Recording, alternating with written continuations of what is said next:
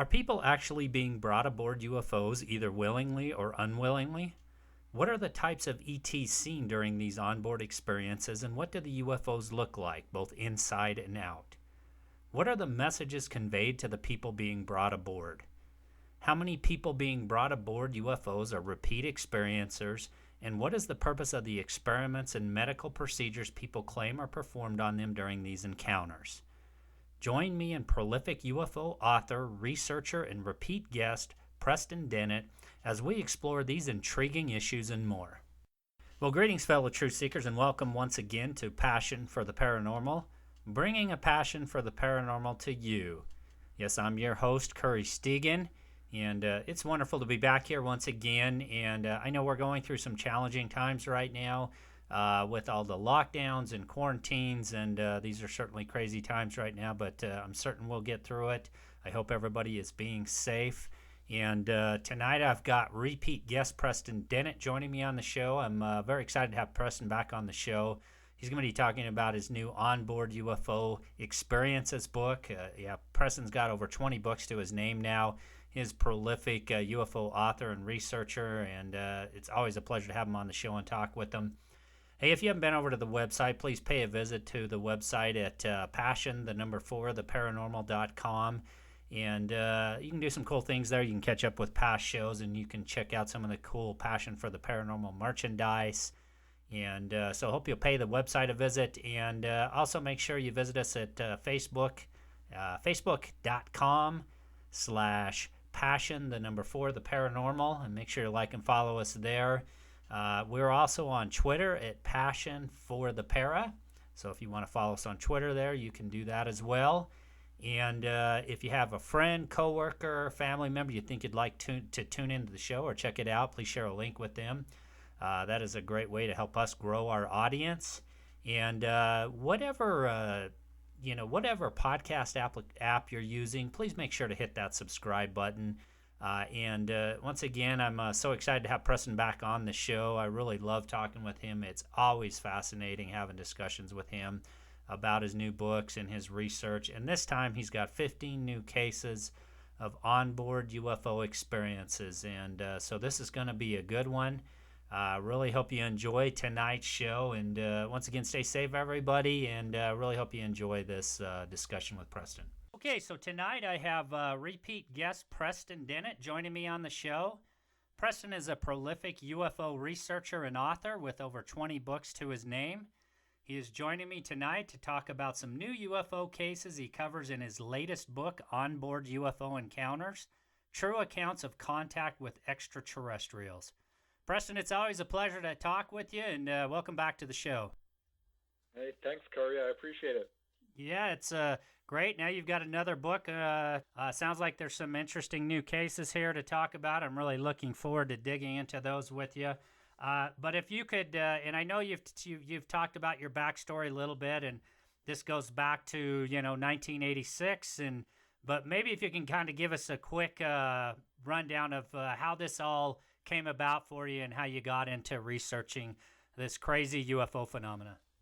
Never would have thought in a million years this would be something I would be doing. Was actually really skeptical until 1986 when I heard a report in the news of a sighting over Alaska. Story I've told many times. This pilot saw a UFO, and I thought he had to be crazy or lying or on drugs. He was a commercial airline pilot, though. So this kind of was a quandary, and I started asking people about it. Found out that a lot of people I knew had encounters. And these were people I loved and trusted, of course. I knew they weren't lying. And as I listened to their stories, some were very dramatic, involving gray aliens face-to-face or missing time or being chased by UFOs or chasing them, and close-up sightings. So it was really hard to reconcile and not good news, and really sent me on this journey to figure out what the heck is going on. So that's kind of how it all began. I started attending all the groups, UFO meetings that I could find. I subscribed to magazines. I became a field investigator for MUFON. Started formally interviewing people, and one thing led to another, and I just haven't stopped. And here you are, over 20 bucks later, still going. That's impressive. That's That's a long time to be involved in this. Here we are. We're in crazy times right now. We've got the coronavirus scare going on. People are worried. Some people are hunkered down in their homes at this point. You're in California. Imagine you guys are a little bit tighter restrictions than we are here. I'm in northern Utah. We've got people in New York that are more or less on lockdown. These are crazy times. I'm really hoping, I'm looking forward to getting into these stories, but just a little message for the listener there. I'm really hoping folks can, enjoy this interview here and maybe be taken away from, all the chaos going on right now. And so I'm really hoping with this interview, folks can kind of set your fears aside a little bit and we can get into some of these fascinating cases. Now, Preston, one of the things I found interesting in just kind of going through, skimming through some of these new cases, there seems to be a lot of cases involving grays. Now, from your research, are predominantly a lot of these cases, do they involve gray-type beings? The majority, for sure.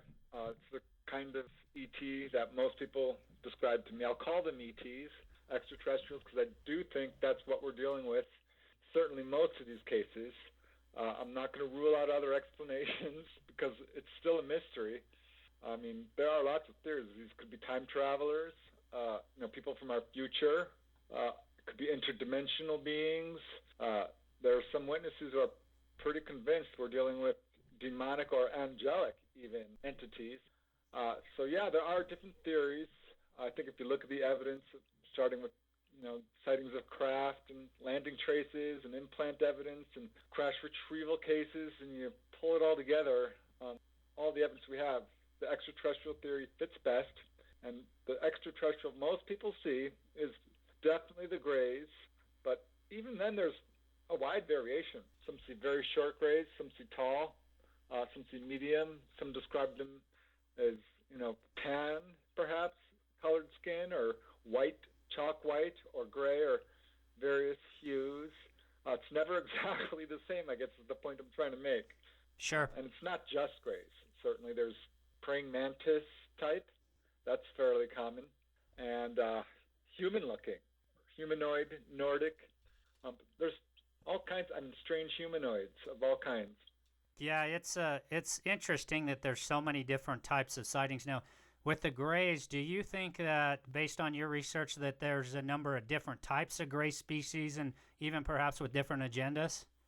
I would say so. It's a very good question, because something I've always kind of been interested in is, what is their society like? Are these all one people? How close? You know what I mean? Do they have a government? I mean, what is going on here? Because we have really not a lot, certainly, of corroborated information on that. We don't know how many different types of grays there are. We don't know how well they communicate with each other. They do seem to be telepathic, of course, but there does appear to be different types of grays, because I know people who have very nice experiences. The grays are very communicative. They're compassionate, loving, emotional, and it's a good experience. And other people who are basically examined on like lab rats, and it's not fun for them, obviously. It's more rare. Yeah, I can't think that would be a pleasant experience to be taken against your will and to be examined. No, it's not. But, when I present 15 in this particular book, I present 15 cases, a wide variety of them. And I was looking them over. I'm like, well, what does this say about the types of aliens now, grays? And is this a hostile experience or is this friendly? And I found, I would say, 2 or 3 of the cases, the witnesses are definitely pretty, not happy about what happened to them.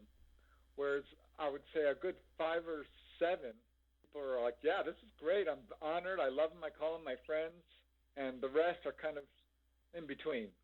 Some good elements, some bad. Sure. Now, I'm sorry, go ahead. Overall positive. Yeah, it's overall positive. Interesting. Now, how many of these cases in this book are involving people who have had repeat visits or repeat abductions? That's pretty much the rule. Most, not all. It's really interesting. I'm going to say, let me see, as I'm looking them over, there's maybe just, 1 or 2 that involve a single incident. involve a lifetime of encounters. As a rule, people who are having an onboard experience, as a general rule, who have certainly repeated onboard experiences, will have had experiences starting in early childhood, usually with figures coming into the bedroom and things like that. And they usually report that their parents or grandparents, and in some cases their own children, are also having these. It's clearly generational, so that's a factor. Interesting. So you cover a lot of cases in this book, and you've obviously been doing this a very long time. I'm sure you've probably heard just about everything involving UFOs and abductions, but was there anything about any of these new cases that really surprised you? Yes, yeah, certainly. I mean, there were some that were really quite shocking. Well, let's just dive into one of the more unusual cases, I think, and involved a lady, I think born in 1943. Her name is Pat, and from a very young age, she had a lot of premonitions and sort of unusual paranormal experiences. When she was like 6 years old, her grandparents took her to the circus, and they came home, and she was staying at their house on the second story, and she saw a gray figure with large dark eyes peering at her from outside the house. And she screamed, called her grandparents. They came running up, and they're like, well, listen, honey, there couldn't have been anybody there. It must be your imagination. We're on the second floor. There's no way. Now she recognizes, at the time she thought maybe something followed her home from the circus, but now she recognizes it as a typical gray. So that was one of her early childhood experiences. She had some sightings growing up, and at one point, this was in 1985, she would have these like UFO dreams, right, where she'd find herself on board a UFO. This happened a number of times, and one of her most interesting, and for me, I mean, certainly one of the most unusual cases I've ever heard, occurred on November 13th, actually, 1985. She went to bed as normal and woke up, and she was no longer in bed. This is how it usually happens. She finds herself on board a UFO, except this time she was standing outside of a UFO. There was a man standing next to her, and they were looking down upon this small town that looked maybe Peru, Mexico, sort of tropical. It certainly wasn't the United States. It was sort of a low-income area, she thought, but a pretty big, not a city, but a village, certainly. And this man was standing next to her. He looked human. He looked, Mesoamerican, dark-skinned, short, maybe 5 feet tall. And she looks over, and there's this giant UFO on sort of landing legs. It's well over 100 feet across. It's huge. It's got a giant ramp and a doorway. And there's other humans in blue suits, tight blue jumpsuits, walking around it. And there's grays as well, gray-type ETs. So she's like, wow, what is going on? She's strangely calm. This is how it usually happens with her, almost as if she's sedated. And this other figure that she's standing next to leads her into town, and they start approaching people and taking them from their homes and pulling them onto this flying saucer. She says, I know how this sounds, but this is what happened. All the people were very obedient. They followed them like sheep. She did her duty as instructed without question, and basically collected about 500 to 1,000 people, she estimates, onto this UFO, which was huge. And they filled up this lower deck. There was another UFO right next to the first one. It was also collecting people.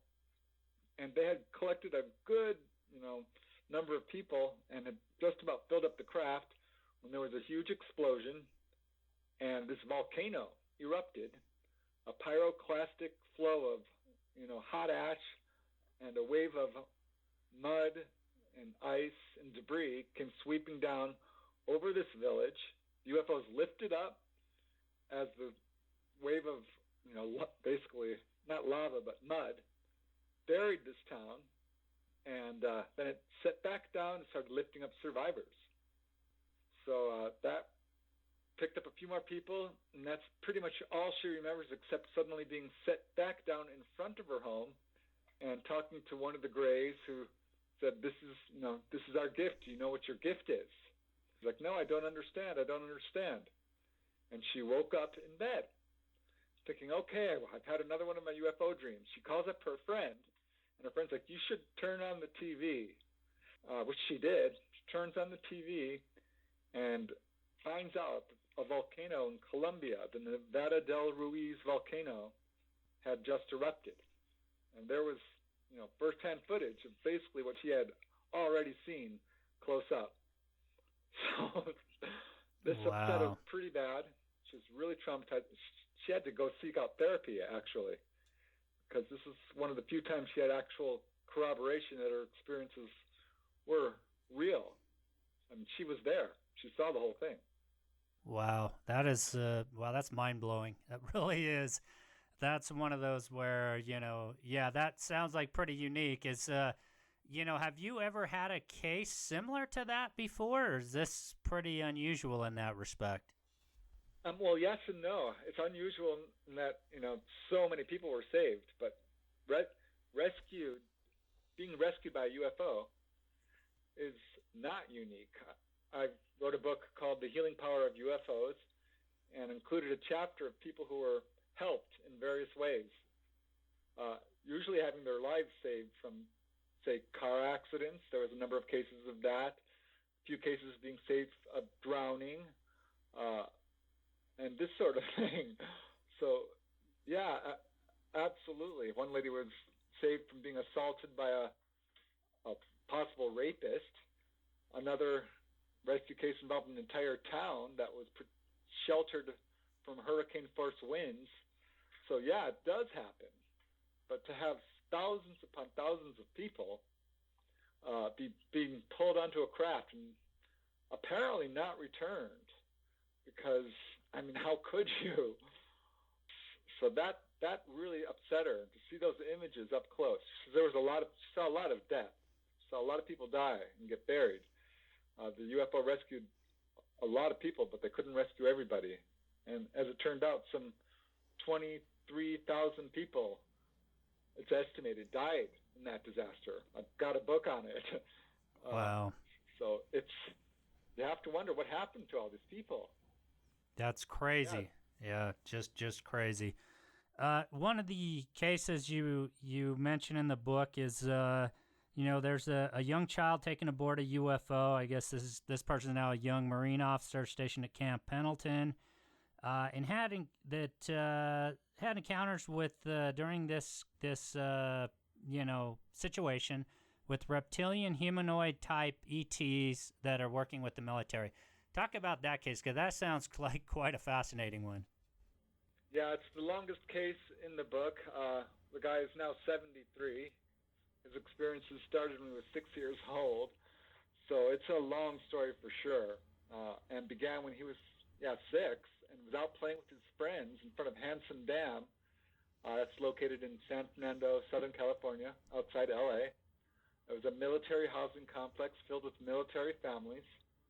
And he was out there playing with about 6 kids, and suddenly this UFO appears right over them. There's a window, there's figures they can see inside, the figures are waving at them, and this UFO proceeds to land about just a quarter mile away, right at the base of the dam. They jump on their bikes and they bike up to this thing, and they realize this is very unusual. Everyone freaks out and runs except for the main witness, who I call Ramon. And he walks up to this thing and climbs on top of it, and starts climbing around the rim, and finds an opening and goes in, falls inside. Kind of just stuck his head. Next thing you know, he's falling inside. There's bright lights, magenta, gold. It's very scary. Next thing he knows, he's coming out an hour to his past, very disoriented.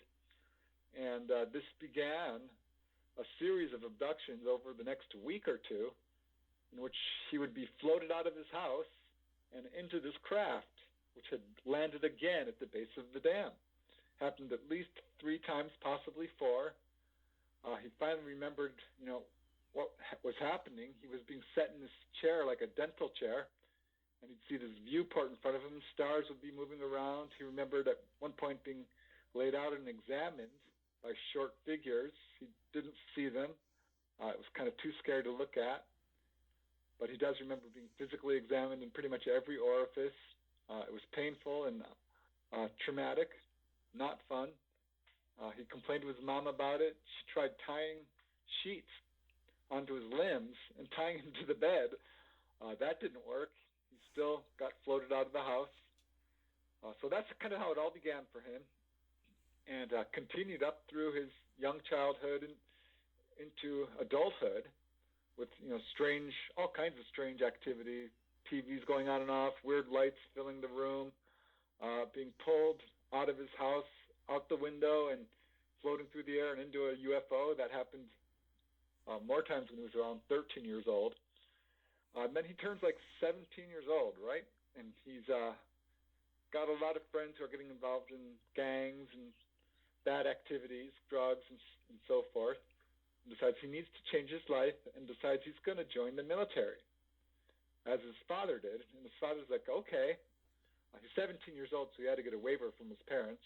And his father agreed as long as Ramon promised not to sign up for any weird sort of assignments, just to do his normal job, and that's all. So Ramon promised and joined the Marines and found himself stationed at Camp Pendleton. Now, I have to tell you, Curry, when I heard that, I'm like, Camp Pendleton, first thing I thought of was a couple of crash retrieval cases that have been traced to Camp Pendleton and a number of other really, profound sightings in that area. So it already has a UFO connection, right? For Camp Pendleton, now that's out in the kind of the Mojave Desert. Is it Yuma area? What area are we talking? It's actually south, sort of in between LA and San Diego, so kind of along the coast there. Okay, I may be confusing that with another base. A well-known, Air Force base. So this is where he was stationed, and he got moved into headquarters and service, which surprised him, and was given a crypto clearance, a top-secret clearance. And he's like, what is going on? Because he's just 17 years old. He's a kid. And already he's like going through all of this when suddenly it gets very strange. He hears two officers, of higher rank, a corporal and someone else, a captain, talking outside his office about UFOs being held in military captivity. And at first he thought, this is an accident. I shouldn't be hearing this. He later decided, no, it was a complete setup, and they were talking out loud, loudly on purpose, so that he would hear. Because immediately following this, he was given a voluntary assignment for the betterment of their country to do. What was really weird is the sergeant was very evasive and coy about the nature of the assignment, only saying that it would involve the betterment of the country. Ramon decided he would say no, but next thing he knows, he's on a bus with blacked out windows heading towards a secret military installation of some kind. There are a number of other officers with him. They all seem to be kind of dazed, maybe drugged. It's hard to say, but he kept sort of slipping in and out of consciousness. And they drove for hours through a number of checkpoints until they finally came upon a hangar. And there was the same sergeant there who gave the initial spiel about, do this for the betterment of your country. And they led him into this hangar. Ramon and these other officers, all young men, and lined them up and gave each of them a blood test, injected them with some sort of drug, hypnotized them, and told them, don't worry, we're going to be here with you through this whole event. And they brought out a group of reptilian humanoids. Now, Ramon says this is absolutely real. There was, more than one of them. He really remembers just the one which walked right up to them. They were all standing in rank. Most of the officers broke rank and completely freaked out.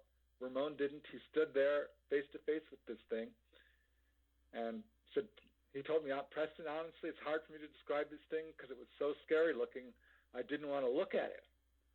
But what he did describe was a figure about 7 feet tall, somewhere around there. It was much taller than him, 4 times the size of a human being, just hugely muscular, very scary looking, with the scaly skin and snake-like eyes, and a very dominant attitude, a very sort of superior attitude. And he wasn't being escorted around. He seemed to be in charge as much as the superior officers there. So that also freaked him out. It was a very strange experience. It was one that was actually shrouded in sort of amnesia for a long time. He didn't remember all of this until sometime later. Wow, that's that sounds quite. Not only is it intriguing, but it sounds also pretty like a pretty harrowing and scary experience to have. I can't even imagine. Is there any other cases that you've delved into that kind of dovetails with this that perhaps maybe our government is working with some of these extraterrestrials? Well, not quite to that extent, but I certainly do wonder. There is another case which makes me wonder about the military connection. There does seem, the cases in the book, there are at least 3 who have a very strong military connection, and seems to turn up regularly. Military people seem to have a higher tendency to be contacted, and that's certainly true with Kim Kamen, who was a mechanic for the Special Forces in the Army, and part of a highly decorated unit, did some very important work, and retired in 1992 or so, and just a year or 2 later, 1994, he woke up one evening, and he was alone in the house. His wife was a nurse, and she'd worked the night shift. He woke up, and there was a gray standing at the foot of his bed. He recognized it instantly, just from seeing them on TV. Had never had an experience before in his life, a distant UFO sighting with a large group of other people. His fraternal twin brother, however, did have a remarkable abduction experience with praying mantis type ETs some 10 years earlier. So that could be related. So Kim wakes up and sees this gray, and the gray says, "Don't be afraid, come with us." And Kim dutifully jumps up and stands at attention. He says, "I don't know why. Didn't frighten me a bit. I wasn't scared, but I obeyed them completely."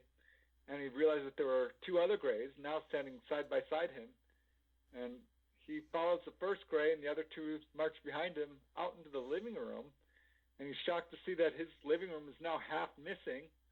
There's where the wall normally is. It's open space. He can see the backyard. And they walk through this gaping hole onto the grass. He can feel the grass on his feet. And looking up, he sees a giant, typical flying saucer.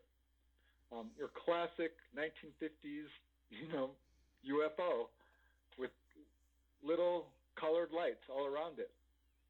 And he says, these lights were beautiful and entrancing. And it was his case, among others, that really started to make me wonder about UFO lights. So I'm like, what are these lights for? He's describing purple lights, green lights, yellow lights, beautiful lights, like a Christmas tree, like Christmas tree lights. Why are they so colorful? Are these sensing lights? Are these instrumentation? What's going on? And I am thinking, and this is pure speculation, that these lights are used to sort of capture our attention and entrance us. Because usually what witnesses say is they were beautiful and I couldn't look away. And he really said that. He's like, I was entranced. This had my full attention. I couldn't look away. I was just staring at this beautiful lights and rotating around this object. So next thing he knows, this beam of light hits him, and boom, he's on board the craft, doesn't remember being sucked up or actually going inside. This is what we call doorway amnesia. Very few people remember the actual act of entering entering the craft. It does happen, but often people don't. It's really strange. And he fits that pattern. He finds himself sort of laid out on this cold, hard slab. He imagined it was what an autopsy room would look like, though he's never been in one.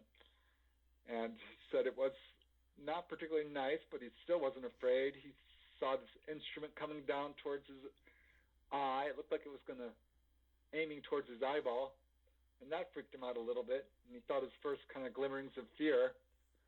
And that's all he really remembers, except waking up the next morning and darned if there isn't this triangle sort of indented into his arm. It's bright red, it's indented, it's not painful, but it's fairly large, inch by inch by inch, and highly visible and permanent. It stayed there, for the rest of his life. He goes to the doctor the next day. He's got health insurance, part of the military. He goes straight to see a psychiatrist, actually. And the doctor says, well, I don't think this is psychosomatic, and you can either look at this one or two ways. Either it didn't happen, or it did. And if it did, then you can just forget about it and move on. What I found really interesting was the doctor didn't seem the least bit surprised. So, yeah, I do think there's probably a military connection. I wonder why are the Greys abducting someone from Special Forces? There's another case in the book that got strong military connections. I do think the ETs, there's other cases where the ETs are working directly with the military. Accounts of ETs certainly at Area 51, direct accounts, first-hand accounts at Edwards Air Force Base as well. So yeah, I think to some extent our military and aliens are working together. Wow. There's another case that you mention in the book, and says after several fully conscious abductions by Greys, a woman learns how to resist being taken. I want to really hear about this one because have you, if this woman has figured out a way to resist, how did that kind of come about? Yeah, hers is probably one of the most common types of experiences I hear.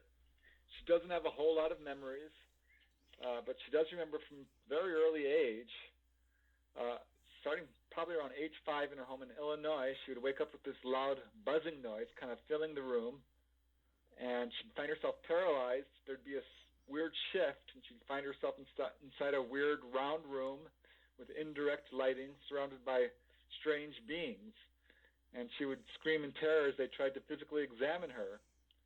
And she is a very willful person, a very ornery person, very stubborn, and she would not cooperate. She was not willing to give in, and she would fight them. And eventually this would end the experience, and she'd wake up back in her room. So this happened over and over and over again. Sometimes it would wake her up in the middle of the night. Sometimes she'd be just lying in her bed, and it would happen. She can't scream. She can't move out. She finds herself on what you described as like a hospital gurney. There's bright lights shining over her, and she's being examined again, over and over again, all up through adulthood. She finally figured out these were probably aliens, and couldn't find any marks on her body. Has no memories of hybrid babies or anything like this. Did finally see the Greys, just as they were very tall. They looked very stately and sort of graceful. They had oval heads, and would just examine her. She would try to scream and couldn't scream. And what she found is she was finally able to end these experiences by exerting an extremely strong force of willpower. So it took all of her will, every inch of her will, and to break it. But she learned how to do it by just saying, exerting all her willpower and saying no. And she would instantly wake up back in her room. Interesting. Now, did these eventually, these abduction cases subside for her at some point? They did. It took her a while for her to even connect these to UFOs. It really wasn't until she drove right under a UFO with her mother. She kind of felt that strange buzzing sensation that she connected it. It's like, oh gosh, this totally makes sense. And it continued for many years. She, finally, when I interviewed her, she was an elderly woman, and the experiences had long ago stopped. Though I have, one of the cases in the book, the lady is in her 60s, and a young 60s. She's very vibrant and healthy, but she's still being abducted. She asked the ETs about it. She's able to converse with them pretty much at length. And they told her, well, we can't stop because your eggs are still good, and we still need them. She's had 4 missing pregnancies and has actually met her, quote, hybrid children aboard the UFO. Wow. And those are quite interesting as well. How many cases have you came across that involve hybrids or women who are introduced to perhaps their offspring as hybrids? Right. Women and men, by the way. In this book, there are at least 3 really pronounced cases of that. And certainly my first case of an abduction back in 1988 involved this phenomena of hybrid babies. And I have to tell you, that was before Hopkins' book Intruders came out, which sort of cemented that theory, or sort of raised that theory that this is one of the main ET agendas. And certainly it is, I think. There's 2 women and 1 man in this book who feel like they have had hybrid babies. One gentleman is absolutely convinced he has a hybrid daughter out there. When I interviewed him about it, he broke up crying. He really feels a strong connection to her and really misses her. And another lady, she woke up one evening, and this is actually one of the ladies who works for the military. She woke up one evening and walked into the kitchen to get something to drink, some milk or water or whatever, and there was a gray standing there, and she was shocked because she was completely fully conscious. She's had many conscious encounters, but it was just right there, normal. And she's like, oh my God, I can't believe I'm looking at you. And it telepathically told her, don't you recognize me? You know me. And she says, I don't know you. I've never seen you. And he says, no, you know me. And she looked closer at him and could see that while it was part gray, it was also human looking. And she started to realize that it had a family resemblance. And it explained to her that he was her son. And she's like, well, how old are you? And he began to describe how he was about 20, 25 years old in her terms. But in reality, because of the way he lived in sort of a different dimension, he was much older. And he told her that, ETs are always looking out for people. There are good ones and bad ones. But for her, they are always looking out for her and will always protect her. No. So it was a very benevolent experience for her. And I think it's interesting because I hear of other cases too where the ETs seem to have a different concept of time, and this time and space as we know it seem to be a little bit different for them. Yeah, he really tried to explain it to her, but she says a lot of it went over her head. It's interesting because there's another case where a lady was pulled out of her house, and she's floating up. And she has a little bit of a fear of heights. To find herself floating 100 feet up in the air freaked her out, and she's like, I'm going to fall. And the gray says, no, don't worry, you won't fall. And she looked down, and she could see cars on the road with people in them, and the headlights blaring, except they weren't moving. Everything, it was as if time had stopped. Now I'm thinking about this. Well, gosh, you can't stop time because it's a wide universe, right? You can't stop time in one area because it would have repercussions over another area. So instead of them stopping time, I think there's something else going on here. I think they're moving into a different time zone or something. I don't know. But the idea of them actually stopping time just seems so wild to me. And yet there's case after case after case like this. This is not the only one. Right, and that's kind of why I brought up the point I made. And I got to ask about this one. A California man is invited to leave Earth and live with the ETs. Yes, definitely one of the weirder cases and more unique and unusual cases I've ever, had the honor of investigating or even finding out about. Nanoman. Yeah, I met this. Actually, comes from my sister's friend. He worked at the Renaissance Fair. I worked for a year there as a cook, and met him there. His name is Tony. And when he found out I was a UFO investigator, he was super excited because he had this crazy story that he had never been able to share with anyone. And this happened back in the late 1970s when he was around 19 years old. He and a group of friends, aged 19 to 21 or so, used to spend weekends at a cabin up in the north of Los Angeles, up in the Palmdale, Lancaster area.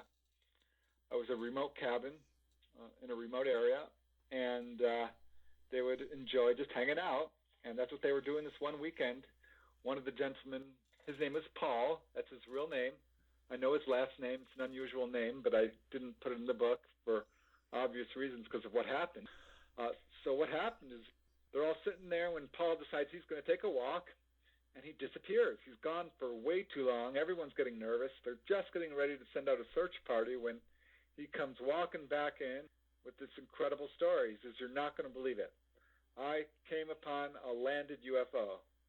And they're like, "Oh, yeah, right. You're kidding, And he's like, no, honest to God. And describes coming upon, seeing this object from a distance, landed at the base of a cliff. There are figures walking around it. He walks up to them and sees that they're human-looking almost. They're perhaps hybrid grays is how we would look at them now, because he described them looking, having large dark eyes, pale skin, bald. Their heads weren't overly large, though. They were wearing white jumpsuits and were just walking around this craft.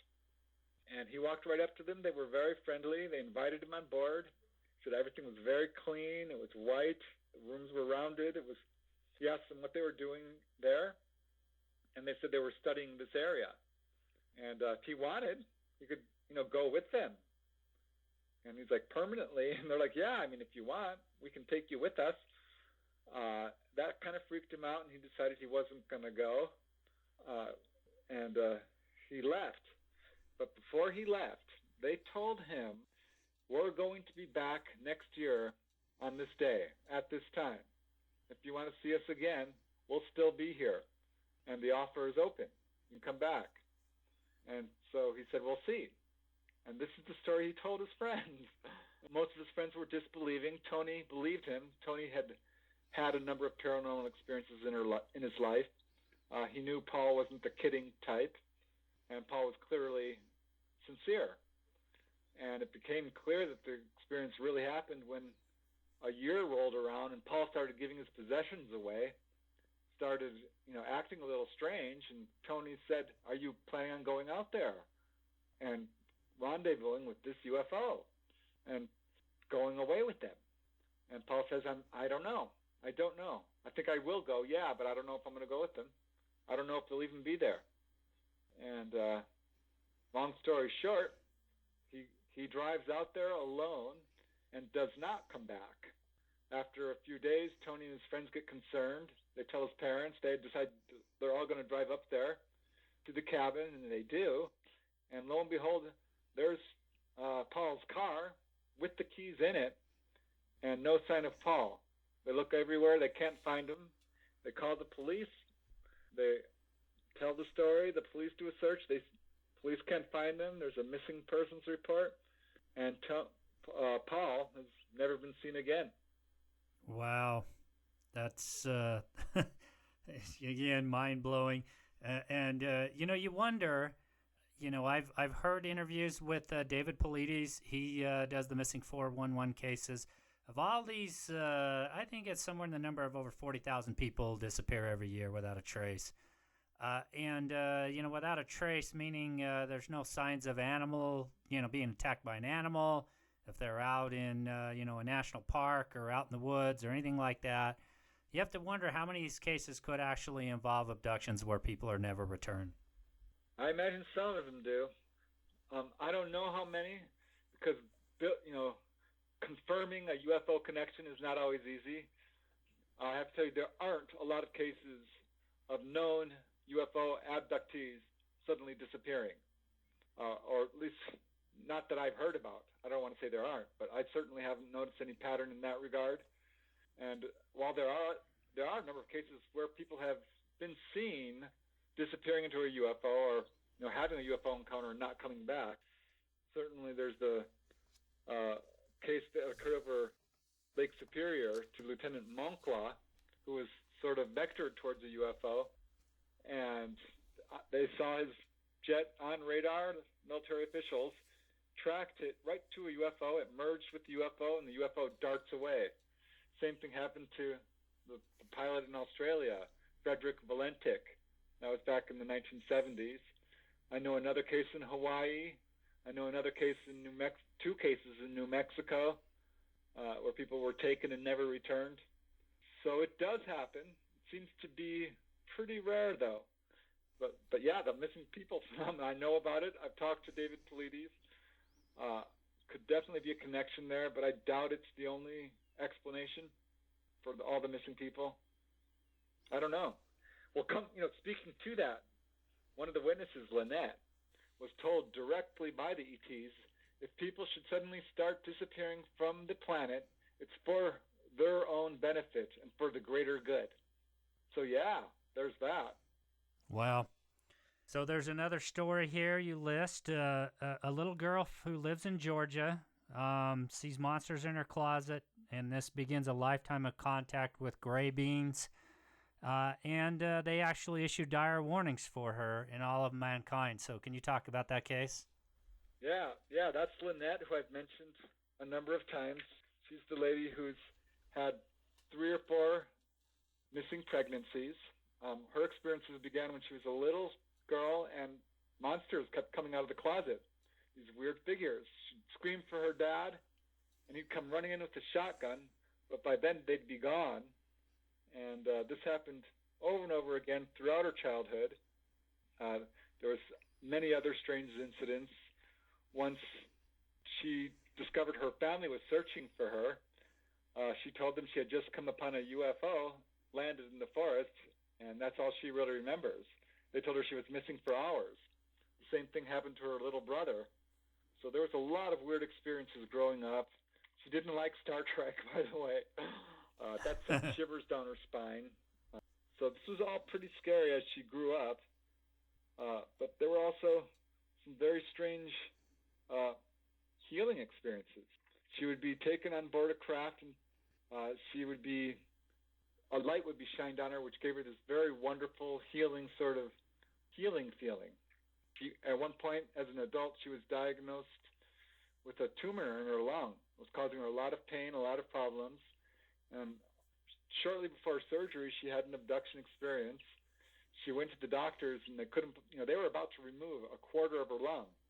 And before they could do it, they took x-rays, and the tumor was gone. No trace of it. They had absolutely no explanation for it. She showed them all these scars on her body. They had no explanation for those either. So she's had a number of, healing experiences, but she's also had a lot of very scary sort of operation-type experiences. But some of her most interesting experiences are when she's gotten to talk to the ETs. Like she had this one experience where she finds herself on board a UFO, and zoom, they're hovering over New York City, and then boom, they're over Los Angeles, and then back over New York. And they said, "Do you understand?" And she said, "No, I don't understand." And they did it again. And they said, "Do you understand now?" And she said, "No, I still don't understand." And they did it a third time, and they said, she said, "I think I understand. This is like Star Trek with the transporter beam." And they said, "No, that's not it. You still don't have it. What we're doing is we're not moving our craft. We're actually moving space around us." It kind of went over her head a little bit, but that was the explanation they gave her. But at one point, she had a healing experience where they healed her heart, And they gave her this big, long message which involved warnings pretty much for all humanity. They told her people must stop eating meat, and that eating meat is like consuming your own flesh, and that it was because of her diet that they had to heal her heart in the first place. They told her, and I'm quoting, "You must tell people to stop eating animals. You must tell people that you are all interconnected. The power of intention is real. Thought is real. If you don't stop putting out the greed and negativity you are putting out, you are going to kill your race." They were very vehement about it. They explained how they had nearly self-destructed their own race and that we were along the same path. And they kept reiterating that the power of intention is real. Thought is reality. You must pay attention because you are going to do what we did. They explained how they had sort of bred out their emotions, and that was the reason that they were hybridizing babies with her. The being she was talking to then told her that he was actually her son, and that genetically speaking, they were related. And like the other lady, Dolly, was told, this Gray told her, "We will always protect you. I'm here to protect you and will always take care of you." But really wanted people to tell about them, which was strange because throughout her childhood, she said they always said, "Don't tell anyone, keep quiet." This is a pattern I've seen in other cases. So initially, witnesses are told, "Don't talk about this."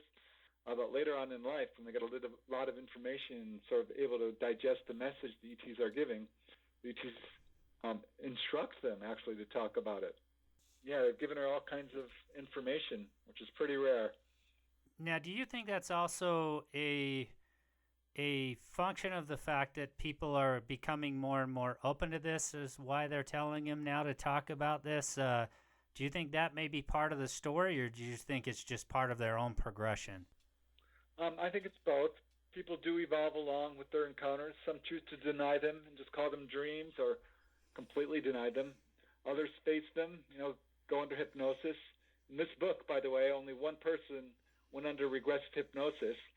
So this is by and large all fully conscious memories of what I'm talking about here, which I think is an important point, that we can lay aside any explanations of false memory syndrome or hypnotically induced memories. But yeah, I do think the ETs have an agenda of sort of open official contact at some point. There does seem to be an escalation of contact. Organizations like NUFORC, the National UFO Reporting Center, and MUFON, the Mutual UFO Network, continue to receive more and more reports. Now, whether this is because of our increased awareness of the subject is real hard to say. I'm not sure that that's the explanation. I feel like there is sort of a steady increase because what we have is a phenomena of onboard experiences, onboard UFO encounters, abductions, which is largely historically unprecedented. We do have a few scattered accounts in prehistory, but really there's no written record of anything like this, no oral record of large numbers of people being taken and examined by extraterrestrials and having hybrid babies and seeing all this, being given warnings of environmental disaster, being taught healing, and being shown the engine room and taught about alternative energy. This is unusual. This is new. So I think that we're looking at some sort of agenda of eventually open official contact, the waking up of humanity to our full potential, the end of the sort of UFO cover-up, a full disclosure, and a welcoming into a more galactic community. Crazy as it sounds, I think if UFOs are real, and that's what the evidence is showing us, and that there are large numbers of ETs out there, there's no other path forward except, being welcomed and meeting all these guys in an open, official way. Yeah, and, I just hope it happens in my lifetime. Don't know if it will. This idea that they're hybridizing, this always, I think, makes people really scratch their head. What's the true agenda here? You start to get some researchers that go more towards the negative side of it when they start looking at the hybridization, and then others like yourself that kind of have more of a positive spin on it. But what ultimately this hybridization process, what do you think's going on here? What are they trying to achieve? Well, as far as I can tell, and I'm drawing on not only my own research here, but lots of historical research from a wide source, I feel like this has been going on for a long time, and that the human race has been genetically altered for a very long time, that Greys themselves are probably have human genetics and are largely human, but genetically damaged, and that they're working on us and are continuing to work on us and will continue to work on us to upgrade our species. One case that speaks to this is a healing case where a gentleman in Florida was healed of a hernia, and he asked the aliens, "Why are you contacting me?" And they told him that it's because of his genetic propensity to live a long time, that he was going to live a long life. Turned out his father was already 106, or his grandfather, I'm sorry, and still doing great. And it's one of many cases like that where humans seem to show an interest in extending the human lifespan. I've heard that many times, and I've talked to many abductees who are unnaturally healthy for their age. So I think that speaks to their agenda here, and that what they're doing is sort of upgrading genetic stocks, not only of themselves, but of us, and that we're going to continue to evolve and change, and we're seeing that. We're seeing an extended lifespan. We're seeing, people growing an inch or two more per century, or I've heard that. I don't know if that's true. But we're certainly seeing an extension in our lifespan that's been dramatic. And there's another case here I wanted to, if we can touch on for a few minutes here. And the case is about a nurse. And it involves, Whitley I think it's Whitley Strieber, correct me if I'm wrong, his book Communion.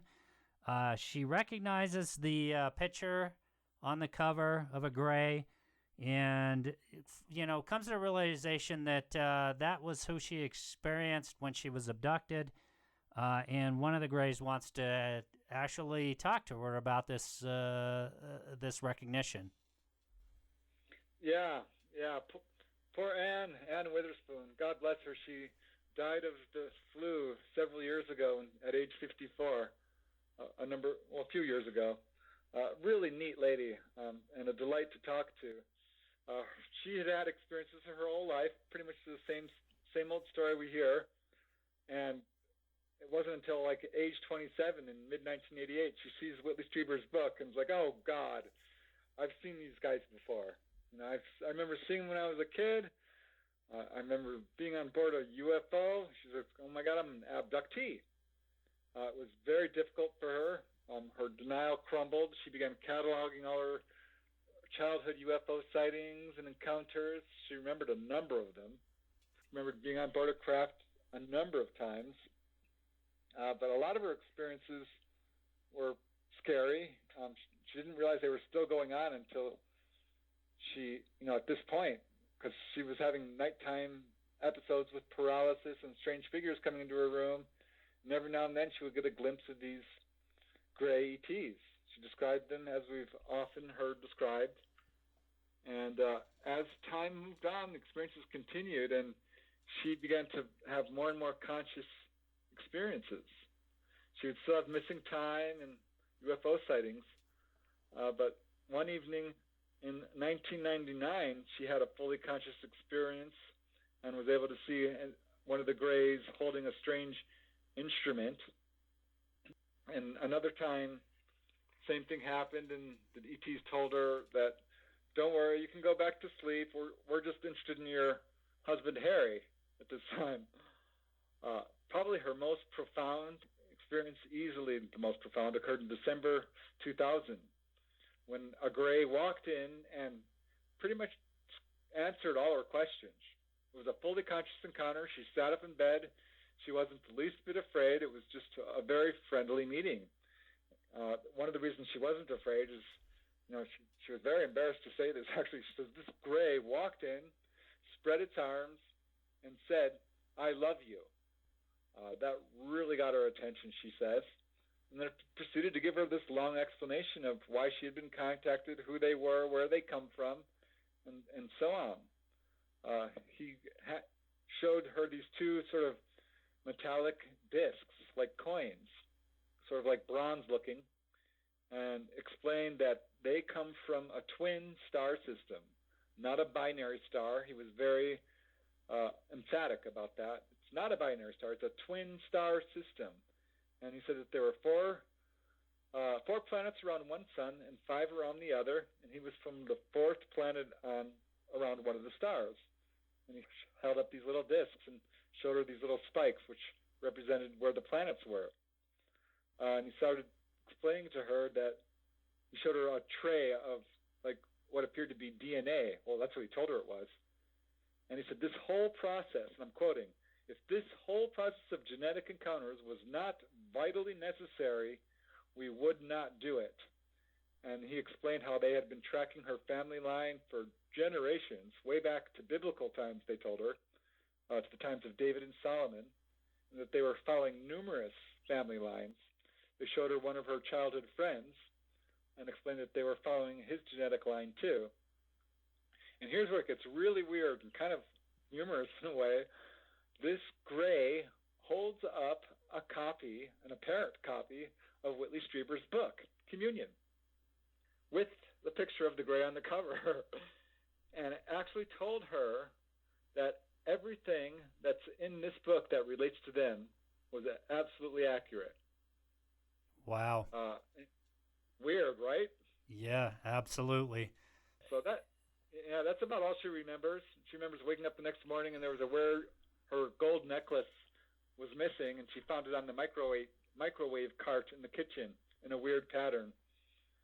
Definitely her strangest encounter, and that was her last one too.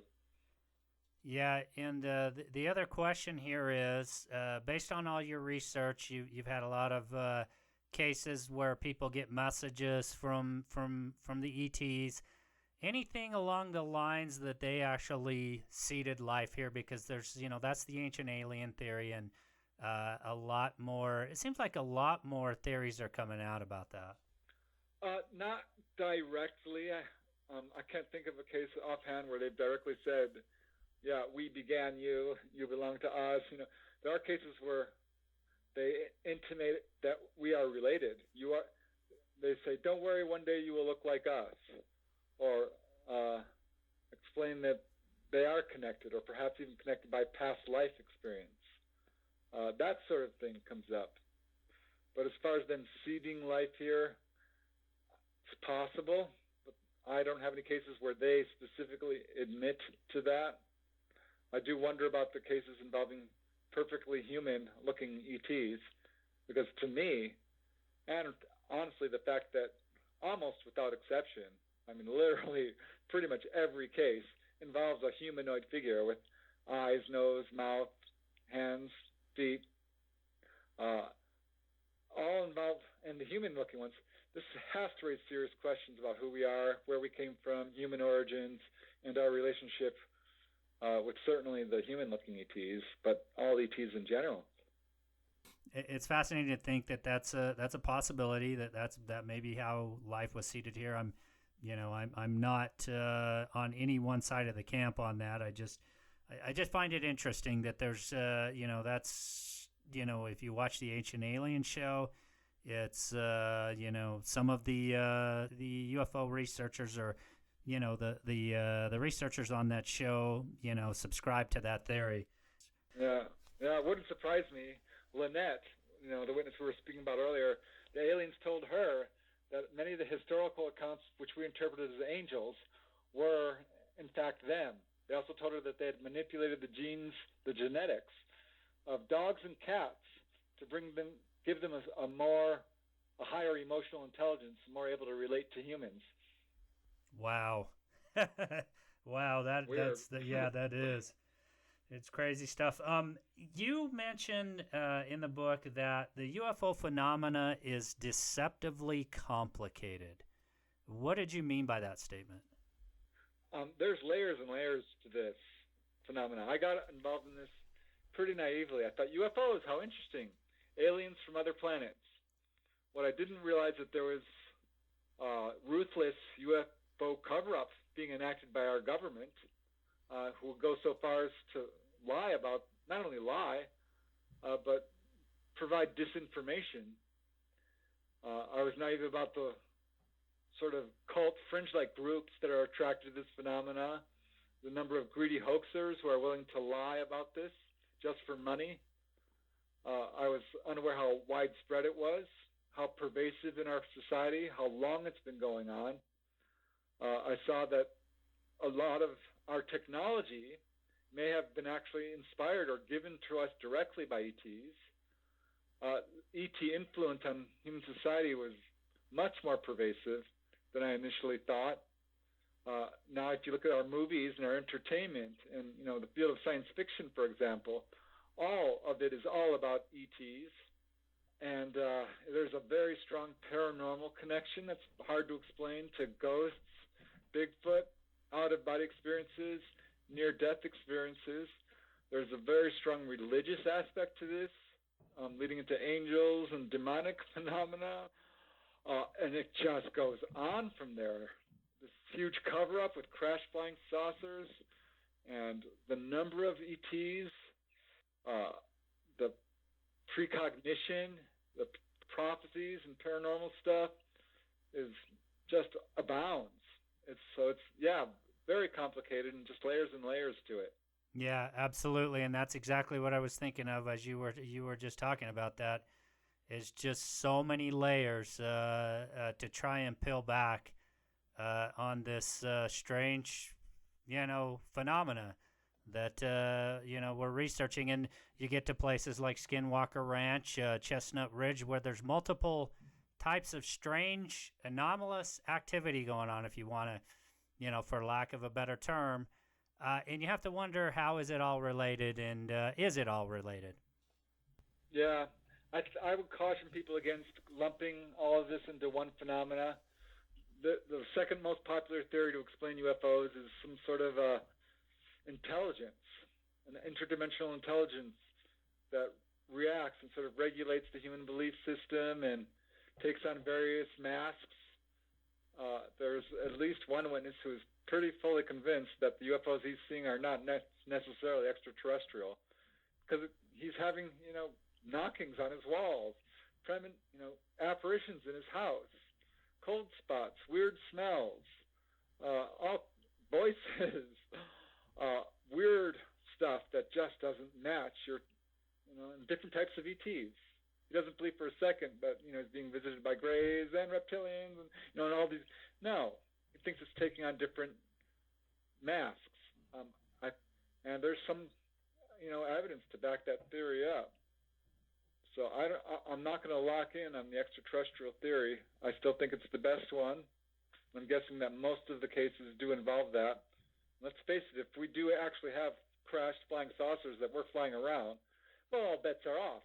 Yes, it's UFOs, and it is aliens. They're here, and it's real. I think that's pretty much conclusive. There's a wide variety of paranormal phenomena, and some of it is related to this, and I think UFOs have mastered it. The UFO occupants are very aware of interdimensional activity, ghosts, life after death. Many people come away from their experiences profoundly psychic. That's a pattern that turns up in this book over and over again. People are having all kinds of out-of-body experiences and premonitions and this sort of thing, even healing abilities. Right. So, yes, there's commonalities, but a near-death experience is not an abduction. And I would not say that a ghost is an alien or, an alien is a demon or anything like this. I do think that ETs can put on different masks and sort of put on any appearance they want. I still think, by and large, a lot of what people are thinking is interdimensional is still aliens sort of putting on screen memories. Hard to say. You just perfectly explained why this is such a complicated subject and so hard to try and delve into and try and wrap your brain around. There's just so many dimensions to it, and it's just, like you said, so many layers to try and peel back here. Preston, we're a little short on time. It's always fascinating and great to talk with you. You just continue to do so much work on the subject. What's up next for you? I'm always working on other books. Going to put out another book hopefully this year. Working on several other live cases right now. It's a pretty crazy time. You know, our entire state of California is on lockdown from this coronavirus. So everyone has been laid off from their job, including myself, indefinitely. So this is, a very crazy time. A lot of, of things are up in the air right now. All my events have been canceled. So we'll see how this virus rolls out. I'm not too worried. I've studied pandemics, and humanity recovers in every case. There's going to be some hard times ahead, but we'll get through it. Yeah. And, I'm going to keep on doing UFO research. That's my plan. Yeah, great to hear. Yeah, we'll get through this. It is a rough time, and a lot of people very worried about what the future, what lies ahead here in the future. But like you said, we'll get through it, and we'll come out the other end of it okay. I'm certainly convinced of that. Preston, once again, thank you so much for joining me, and once again, it's been so great to talk with you, and hopefully we'll talk again down the road a ways. Thanks very much. All right, have a great night. Well, a big thanks to Preston once again for joining me on the show. And it's always a fascinating and interesting discussion whenever he joins me. He's done so much research into the UFO subject going back over 30 years. So it's great to pick his brain. I really hope you enjoyed that discussion. And make sure you don't miss next episode when I'll have Tom Carey joining me on the show. And Tom is a longtime investigator of the 1947 Roswell incident, where many believe there was a crash flying saucer there and even alien bodies recovered. And so excited to have Tom joining me. I really have never covered the Roswell incident in depth on the show, so really looking forward to that one. Make sure you don't miss it. Stay safe, everybody. One other thing I wanted to mention is if you haven't signed up to receive the newsletter, you can do that over on the website. Again, it's passion the number 4 theparanormal.com, and you can sign up to receive the newsletter. You will not be put on any email list other than just to receive the newsletter. Once again, thank you so much for tuning into the show, everyone. Stay safe, and I'm really looking forward to the next episode. Have a great night.